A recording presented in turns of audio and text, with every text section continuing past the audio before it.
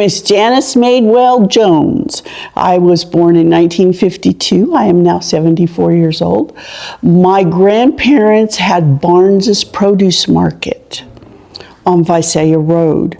So every young man that lived in Farmersville worked for my grandpa at some time or another, unloading a truck or loading a truck up or something. That's why I was third generation retail. That's why I knew everybody in town. And you know, Farmersville, they farmed in the middle of town. Where the ditch is, and I call it the sand ditch, because when I was a child, every sandbox that every kid had, the sand come out of the sand ditch. And so from the ditch to the boys, where the Boys and Girls Club is now, that was all farmland.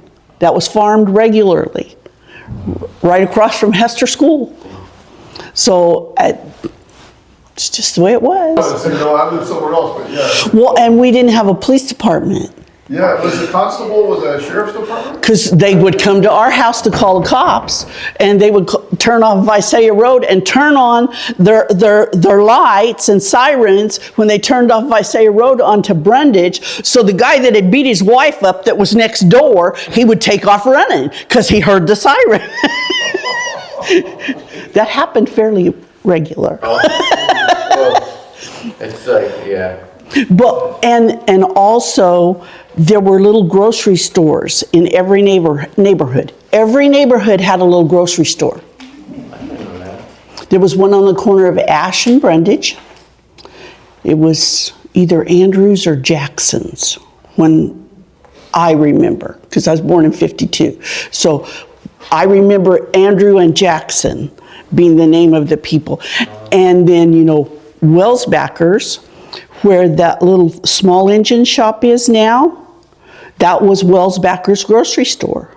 And all these little grocery stores had little apartments. They lived behind it. They lived just right there in the grocery store. And then there was one where Boss Hogs is, that street that's right behind Boss Hogs, not the one that goes down beside, because that didn't exist. But there was a little grocery store behind Boss Hogs, and that was a Mexican grocery store. Now, the Mexican people didn't go to the white ones, and the white people didn't go to the Mexican grocery stores. I don't know why. I was a kid. But when young men used to go away to the military, and they'd come back, they'd always come back and see my grandpa in uniform.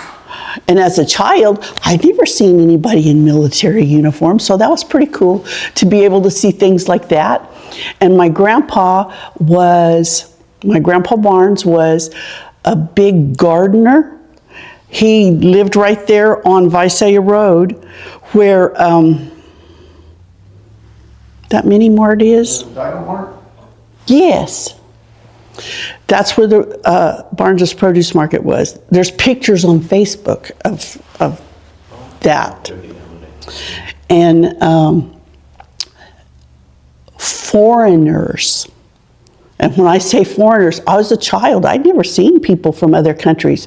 I remember groups of men, always men, never women, with turbans on their head, and wearing long robes or suits. You know, I'm a kid in Farmersville. I haven't seen men in suits. And my grandpa, they would come for my grandpa to take them on tours of his garden. So I learned about different people, you know, at a young age because of that. And then I remember Farmersville was gas stations, churches, and bars. That's all. Gas station, church, and a bar. Everywhere you looked. But I remember Langford's gas station on at the Four Corners, and the men wore white uniforms. And it was one of the biggest gas stations around. Exeter didn't have a gas station that big. But Farmersville did.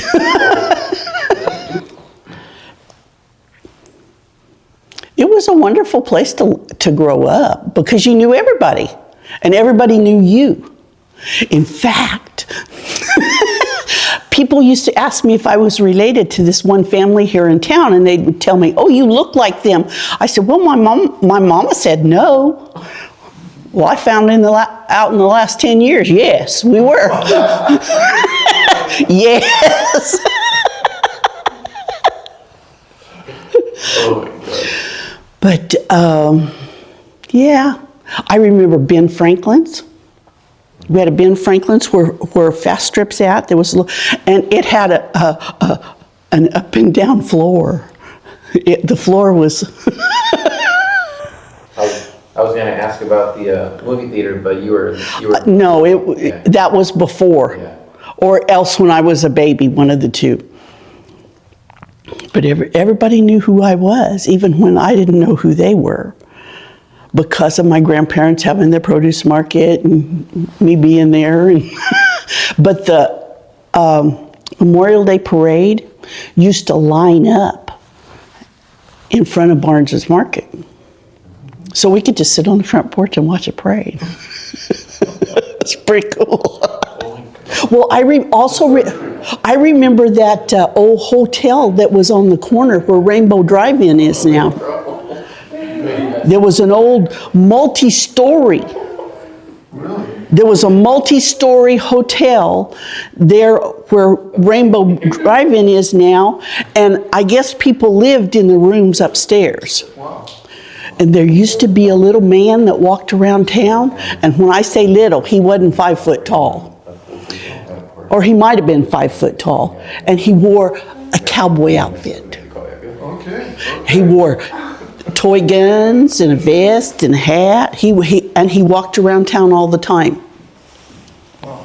I remember that. But he was a regular sight that you seen all the time. I can tell you about a church that did that here in town. They were a Farmersville church, and everybody in the church got older. They got wealthier. They decided they didn't want to be a Farmersville church anymore. So they moved out of town. My mom went to high school. My mom quit school at 16 years old, which you could do that back then. And she said that because her family were business owners here in town, she said she wasn't treated like some of the other kids from Farmersville were treated because her father was a business owner. And so in 1962, we moved out in the country just below Rocky Hill because my mom said she didn't want me to be from Farmersville when I went to Exeter High School. Well, you can take the girl out of Farmersville, but you don't take the Farmersville out of the girl. I just wanted to get back here. So when I got married, I wanted to move to Farmersville. My husband, which was from out in the country in Exeter, he said, "Oh no, you can't go to Farmersville. You'll get stabbed. They'll kill you." I said, "You're stupid." Because there was Jamaica at the Catholic Church and somebody got stabbed one year. So that just traveled all over the county. And they just thought, don't drive through Farmersville. You'll get stabbed. Oh, stupid, stupid people. And so my husband, I said to him, I said, "Well, what about your Mexican friends?" He said, I never had any Mexican friends. I said, "Why? Why did you not have Mexican friends?" I said, "I had Mexican friends from the time I started school. It never made a difference to me. But with some people, it did. Everybody we knew lived in Linnell Camp. Everybody. Linnell Camp and that housing addition down from the Catholic Church, that everybody we knew lived in those two places."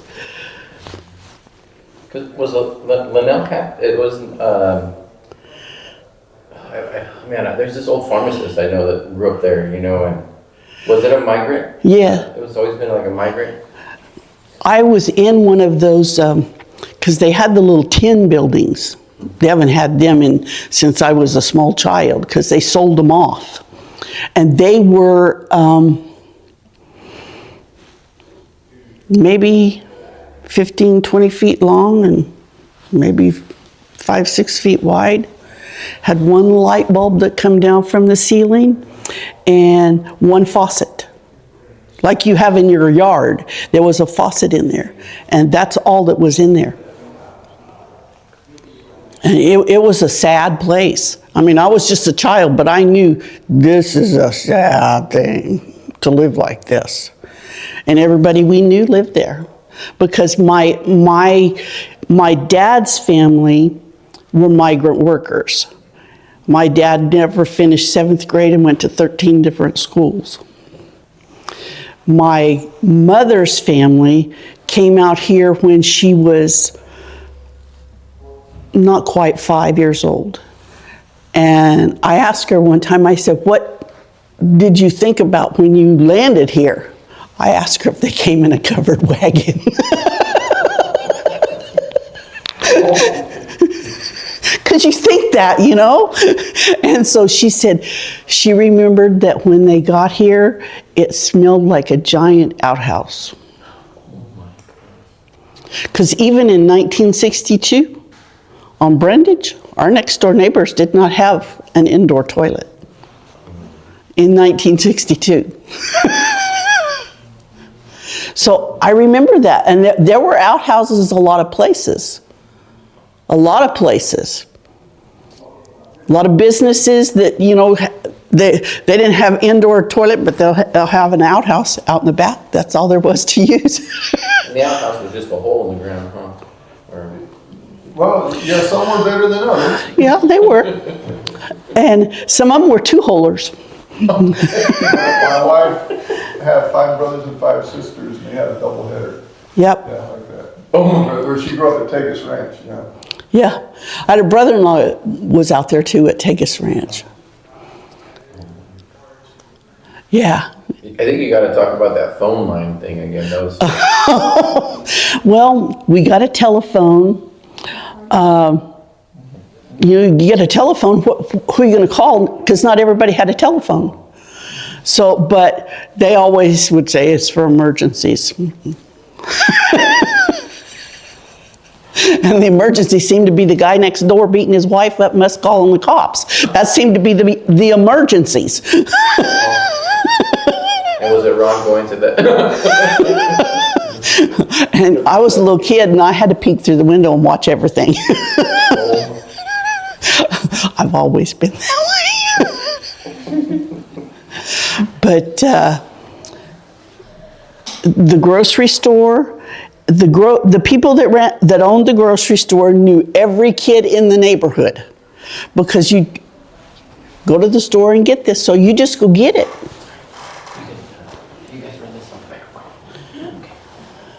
Yeah, you know, I want to talk a little bit about the grocery stores too. Like, you know, they're all the neighborhood grocery stores. About whether or not, you know, people could buy on credit. Whether Oh, or not yeah.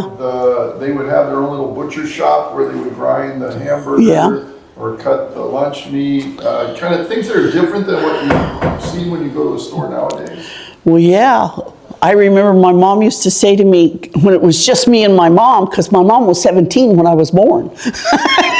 So we'd go down to the Frosty and get a Coke. She'd say, you want a Coke or a Frosty? Because each one of them were a nickel.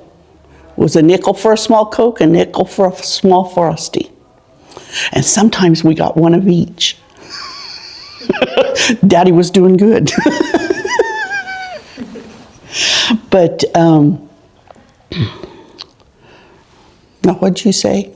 Oh, well, about, you know, kind of how different it was where maybe not everything's so prepackaged. And you know what? Every little grocery store had a meat display case.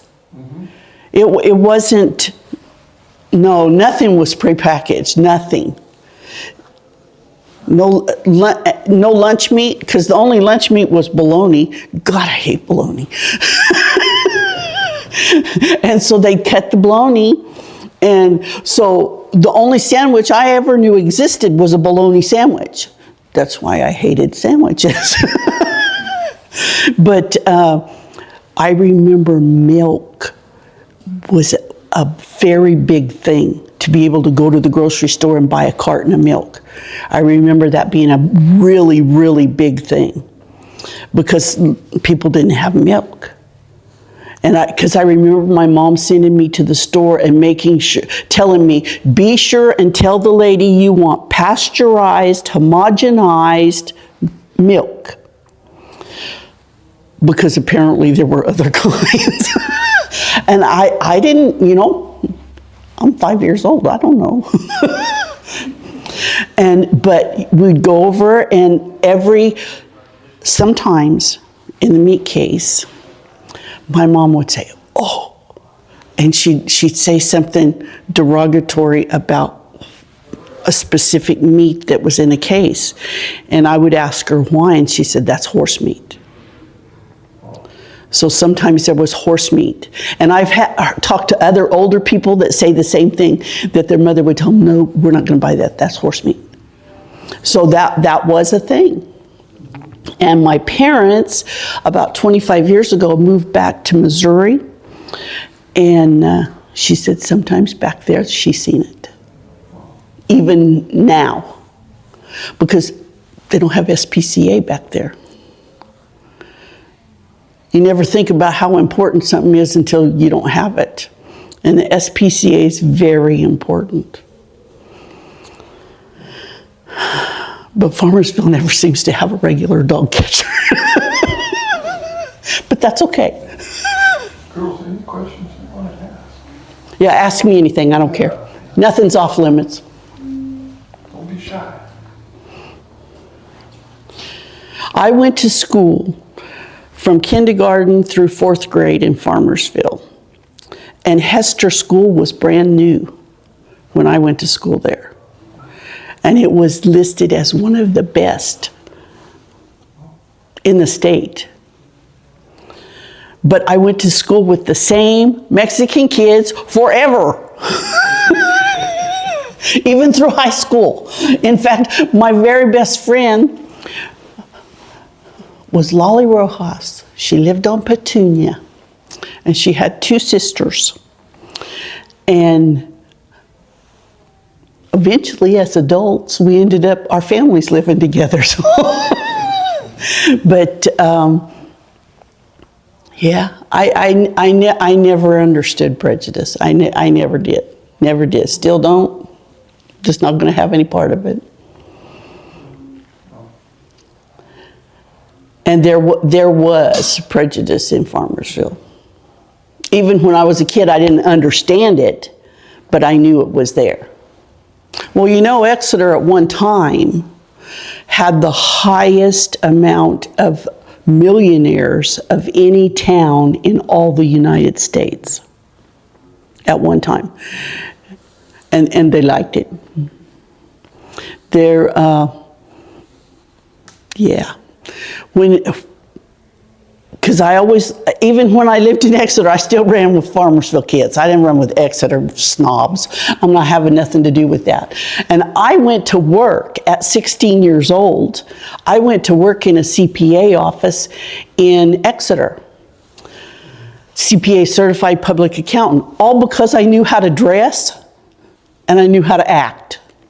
And my mom was a beautician, and she did the bookkeeper's hair, and they needed somebody for tax season to answer the phone. And so here I am at 16 years old, dealing with millionaires every day. And I still, to this day, use the things that I learned in that first job. But yeah, in school, in high school, no. If you were from Farmersville, you were lower class citizen. They treated you that way. All of them treated you that way. The teachers, most of the teachers did even. And when they started building the high school here and they sent some teachers over, some of them said, well, it's just Farmersville. Yeah. So many families, my family did not value education. Any, not at all. And so there was a lot of people like that back in the 50s and the 60s that did not value education because they thought of that that's for the snooty people, that's for the rich people, and they chose to stay down here. And I watched that.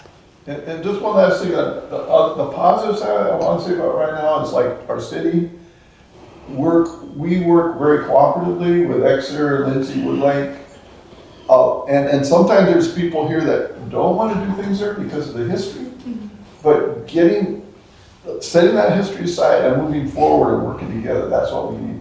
Not just relationships between people in 2000. Our whole world needs to be that way, of course. But there, a lot of progress has been. And it all has to do with forgiveness. Yeah. It all has to do with that. And sometimes it's hard. So he had a tow business here in town, my husband did. And he got to know John Gonzalez. And John Gonzalez was a labor contractor. So him and John Gonzalez became very good friends. And I said, oh, you have a Mexican friend. He said, John taught me about Mexican people. He says, so we can move to Farmersville now. So we moved to Farmersville. So we moved to Farmersville. I didn't care how we got here, just so long we got here. And so my youngest son was in junior high when we moved to Farmersville. Well, my youngest son is 6'2".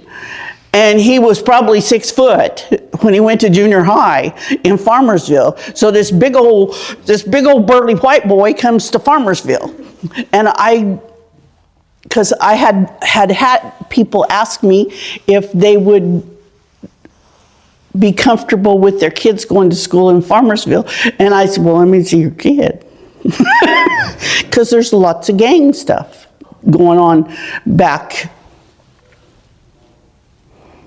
Well, he's 46 now, so when he was in junior high, there was a lot of gang stuff going on. And because my husband drove the tow truck, he was friends with lots of the cops. And so the cops would come by and tell him, don't let your son out this week because he's 6 foot tall. And we heard that there's gang coming down here scouting out to pick up and to keep him inside because they'll pick him up. He's big. So, or they'd come by and say, don't let him out in his Raider jacket. And so different things like that. So sometimes he'd have to stay home for 3 weeks. Well, that's not, that's not fun when you're in junior high, when you're used to running the streets. And he could run the streets in Farmersville because I could drive every street. One day I was working at Kmart back then, and he would call me every day when he got home from school. Well, he didn't call. So I told management, I said, I got to go. Something's up. So I came, drove every street in Farmersville looking for that kid. I found him. But that's why I want to live in a small town. That's why I want to know everybody I live in town with. And we never had a baseball park. And something that I've always had a question about is when I was growing up, Farmersville had a memorial building. That's been an issue for me. They had a memorial building where it's handicap education or something there now. And then they built another one, built a second one. It was only a memorial building for a very short time and they sold it. So Farmersville's had 2 memorial buildings and they've both been sold. Who said they could do that? Because we didn't vote on it. I guess that's got something to do with the Exeter Memorial District that we're part of. Yeah. That's always bothered me a lot, because when I was young, one of the young men that grew up in the church that we attended, he was killed in Vietnam. So he was the first Vietnam veteran killed in Farmersville. And that's bothered me. As an adult, it bothers me a lot that the city fathers think they can just have this thing and just sell it because it means nothing. The little church that's They moved across from Angelina's down there. That used to be where by where the Boys and Girls Club is. Well, they had, they always have the National Day of Prayer there. Well, I went one time, and there were city workers standing guard so nobody would drive into the parking lot and park. Oh, that made me hot. Who do you think you are? Blocking people from parking in here. What's that all about? I don't understand. I will ask that question to the city manager. I didn't know that was happening. Yeah, they did that. They did that. I kept my mouth shut. I don't know what harm it has to have people parking. Yeah, and well, they put up little things and everything to keep people out. Why? We pay the taxes on this. Oh, there used to be a barber shop where that little church sits now. There used to be a barber shop right there. Okay. It was short, and it didn't have a high roof, and it had windows all the way around. But I remember when there was no Angelinas. That was just an open field. Because I went to the school with the girl that her mother used to, I guess people came and drank at her house. She would tell me stories. Wow. I had somebody tell me one time, a guy that I worked with, he was from Farmersville too, and he told me that the Llorona walks the ditch bank because her child drowned in there. I said, no kid ever drowned in that ditch. Oh yes, the Llorona, I said, she does not. I've always kind of been this way. And I said, no kids ever drown in that ditch. There used to be a story, and I don't know if it still goes on or not, but on Marinette, you know where the cemetery in Exeter is? Well, if you take Marinette all the way to the end, it dead ends. And that's where I lived the second half of my life, was down there. And there was a story with the kids at Exeter that there was a light that would follow you from the cemetery all the way to Lover's Lane. Well, I've always been one of those people that likes to disprove things. So I got in my car by myself. I went out there. I said, okay, come on. Where you at? And I didn't find, it wasn't nothing there. It's the light that it shines. You know how the roads, the light shines from there up around Visalia, and you could see it from all the way down there. And okay, I'm satisfied now. Don't let anybody give you any crap. Don't let them do it. Stand up for who you are and what you are, and have your own integrity. That's who you are. It doesn't matter what anybody else says. When did you first realize the town was starting to change?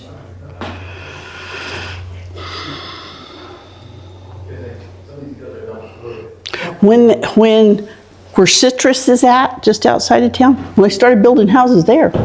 That's when town started, that's when Farmersville started to change, was when they started building those houses out on Citrus. Because before, and I live in a house that was built in 1950. So houses used to just be like 3-room houses. That's all it was. Living room, a kitchen, and the outhouse was out in the backyard. And we didn't go to the grocery store every week. We didn't. Nobody did. Because you grew what you were going to eat. Wow. That's why the old houses have such huge backyards. My backyard's about 1/4 acre. because everybody grew what they were going to eat and traded with their neighbors. You grew this, I grew this, and passed it. That's the way it was. And my grandparents at the produce market would deliver produce to a lot of families. You got a bunch of kids, which most families had a bunch of kids. You got to deliver 100 pounds of potatoes. Everybody had chickens. You didn't buy eggs. Everybody had chickens or geese or rabbits. Rabbit was our meat for several years. I remember my dad would kill them and my mom would clean them and cut them up. And so this is before I was even in school. I remember, what's that? When my mom's cleaning and getting this rabbit hanging on the tree. You guys are like, oh my God. I know now myself, you get to pay just to have a dog. And dogs. Farmersville had gangs of dogs that would travel at night. Yeah, you better be afraid of them. You better have sense enough to be afraid of them, because they weren't little dogs. They were big dogs. And you would hear them. You'd hear them howling and stuff, and they'd run in packs at night.